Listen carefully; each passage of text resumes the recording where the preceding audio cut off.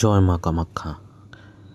আজকে আমরা হাওড়া থেকে 1 2 3 4 5 সরাইঘাট এক্সপ্রেস ধরে কামাখ্যার উদ্দেশ্যে বেরোবো। দুই পরিবার যাচ্ছি, আমি, বাবা মা, রিমার বাবা মা। এই চা বাগান, পাহাড় আর এই সুন্দর ল্যান্ডস্কেপ, সঙ্গে ঝর্ণা আর চা কফি, প্রচুর খাওয়া দাওয়া করে আমরা চললাম কামাখ্যার উদ্দেশ্যে। কামাখ্যা স্টেশনের পরে আমরা গুয়াহাটিতে নেমেছিলাম। দারুণ জায়গাটা, পাহাড় দিয়ে কামাখ্যা মায়ের মন্দিরটা দেখতে পেলাম। পরের দিন আমরা কামাখ্যা মার উদ্দেশ্যে অটো করে কামাখ্যা মন্দির দিকে যেতে থাকলাম। পাহাড়ের উপর আঁকা বাঁকা রাস্তা, দারুণ সুন্দর পরিবেশ। সকাল 5:30টায় আমরা পৌঁছালাম লাইন দেওয়ার জন্য, জেনারেল লাইনে। তো এখানকার নিয়ম অনুযায়ী জেনারেল লাইনে টোকেন কাটতে হয়, সেখানে লাইন দিতে হয়। সেখান থেকে আমরা টকরি নিলাম, লাইন দিয়েছি। আর এখান থেকে টকরি নিলাম। এটা শ্মশানকালী আর এটা ভৈরব মাতা, নাহলে অন্য ঠাকুর আপনারা জানিয়ে থাকলে জানাবেন।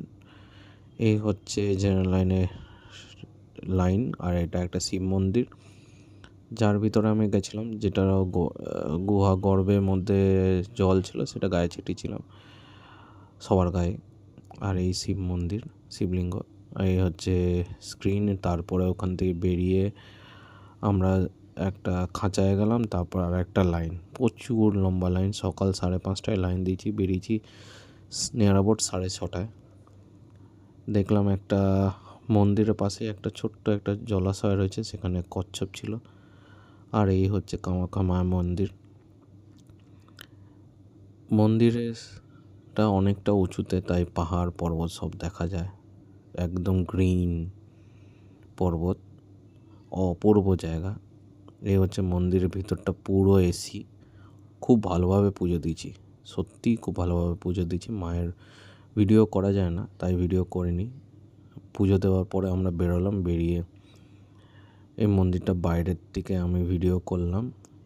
মায়ের মন্দির বিভিন্ন জায়গার থেকে ভিডিও করা।